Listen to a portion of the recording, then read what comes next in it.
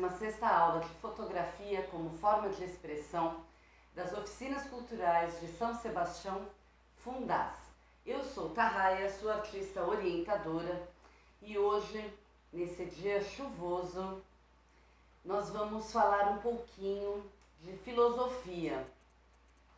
Em especial, eu quero citar o Walter Benjamin e o texto A Arte em Tempos de Reprodutibilidade Técnica. Falar em filosofia às vezes parece um assunto um pouquinho chato, um pouquinho cabeça demais, mas quando nós estamos produzindo conteúdos artísticos, conteúdos que se propõem a ser uma peça de arte, independente da técnica, um passo muito importante para tudo isso é a reflexão. É você pensar, é você debater os assuntos e encontrar o teu caminho. Em todos os tempos, a filosofia ela foi conduzindo todo o pensamento de uma sociedade. E quando eu li esse texto lá atrás na faculdade do Walter Benjamin,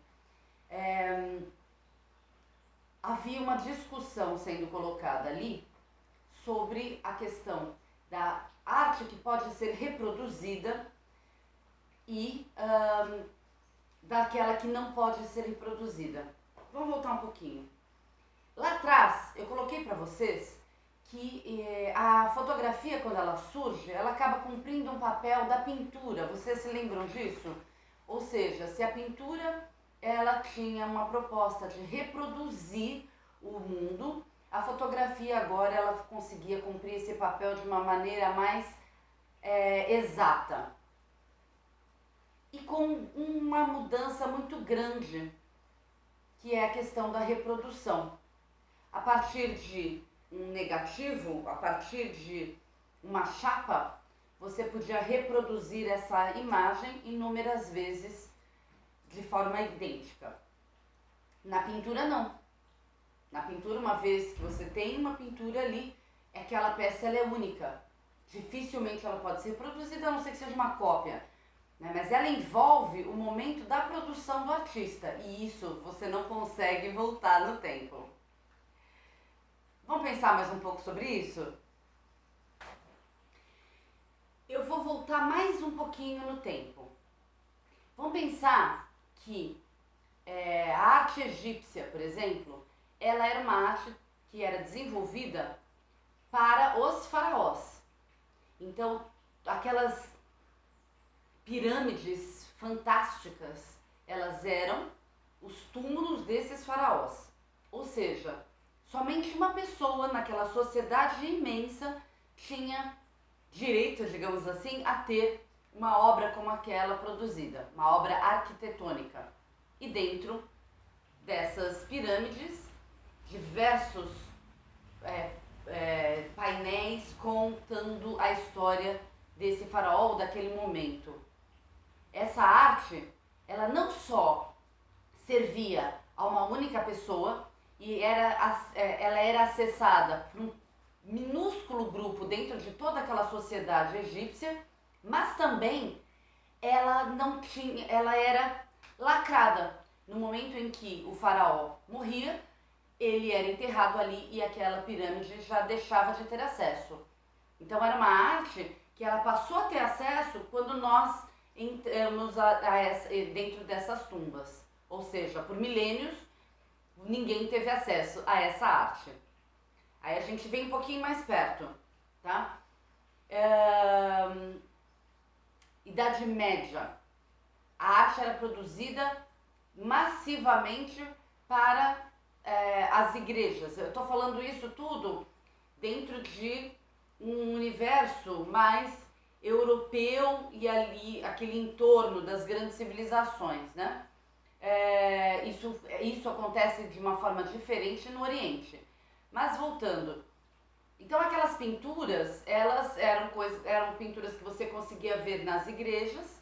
Elas eram produzidas também por um pequeno grupo, né? Um grupo de padres que faziam aquelas pinturas. E ali a gente tem um outro ponto da história muito importante. Os livros. Os livros, eles eram escritos um a um, manuscritos, geralmente por esses frades, pela igreja especificamente. E aí tem as iluminuras, que eu vou mostrar uma imagem aqui, onde vocês tinham aquelas pequenas pinturas delicadíssimas, feitas uma a uma, com cores incríveis, para representar o que estava sendo, ilustrar o que estava escrito ali.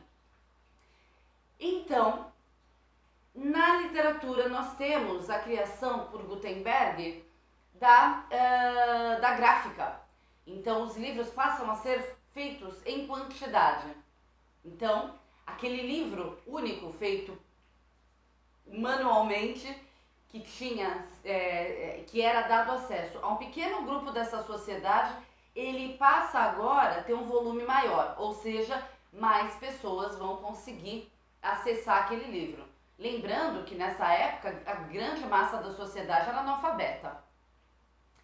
E na arte, uma Mona Lisa, por exemplo, ela hoje pode ser vista dentro de um museu, mas quem é que pode ir para Paris e quem é que pode pagar o ingresso para entrar no Museu do Louvre?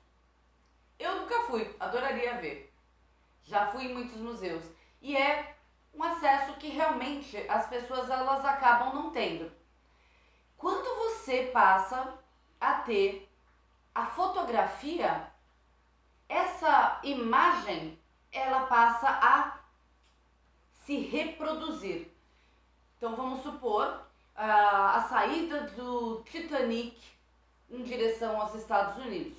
Aquela saída foi fotografada. Se aquela saída tivesse sido pintada, como naquela obra que eu mostrei lá atrás do Rubens, onde a família de Medici estava partindo num navio saindo de Veneza, só quem tinha acesso a ver a imagem da família de Medici saindo de Veneza eram as pessoas que estavam relacionadas a essa família. Ninguém mais. Já no caso do Titanic, muitos séculos depois, a imagem do Titanic ela era amplamente reproduzida nos jornais, né? E essa imagem perdurou até hoje. Então, o que acontece com a sociedade a partir do momento que ela começa a ter acesso? Isso é uma forma de você ter uma arte democrática. E aí eu trago mais uma reflexão. Nos tempos de hoje, então, se você não tem acesso a um jornal, se você não tem acesso a um museu, se você não tem acesso à casa de alguém que tenha uma obra de arte, você tem hoje a possibilidade de ver essa obra reproduzida pela internet. Não vou te dizer que substitui, obviamente não. Mas hoje a reprodução em massa, esse acesso em massa, ele nos traz a possibilidade e a escolha de estar em contato com aquilo que é produzido artisticamente. O que na realidade, às vezes, também é um problema. Então, qual seria esse problema? A gente tem mais acesso, está tudo aí na rede, está tudo aí no ar, à disposição. O grande problema é que, assim como excelentes materiais estão disponíveis na internet, nós temos acesso a tudo que está se pensando, tudo que está se produzindo no mundo inteiro. Também tem na internet um volume muito grande de lixo virtual. Então, como fazer essas pesquisas? Como selecionar aquilo a que você vai dar atenção? Há muita distração na rede, há muita controvérsia na rede.